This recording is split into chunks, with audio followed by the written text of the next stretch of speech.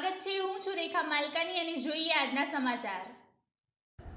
બાયડમાં તેજસ્વી તારલાઓનું સન્માન કરાયું। સુન્ની મુસ્લિમ ગૌશિયા જમાત દ્વારા સન્માનપત્ર અપાયા।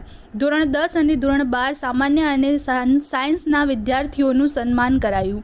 નીટની પરીક્ષામાં અવ્વલ આવનાર વિદ્યાર્થીઓનું પણ સન્માન કરાયું।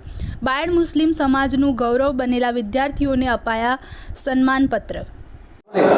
આજે સુન્ની મુસ્લિમ ગૌશિયા જમાતની તરફથી અમારા બાયડ મુસ્લિમ સમાજની અંદર ધોરણ 12 સાયન્સ, ધોરણ 12 સામાન્ય પ્રવાહ, ધોરણ 10 એમાં જે સારું પ્રદર્શન કર્યું છે અને સારા માર્ક્સ મેળવ્યા છે એવા વિદ્યાર્થીઓને સન્માનવાનો કાર્યક્રમ રાખવામાં આવ્યો છે। અને એમાંથી ધોરણ 12 સાયન્સ પ્રવાહની અંદર 2 વિદ્યાર્થીઓ નીટની પરીક્ષામાં પણ 515, 528 જેવા માર્ક્સ મેળવી ડૉક્ટરી લાઇનમાં જવાની ઈચ્છા વ્યક્ત કરી છે।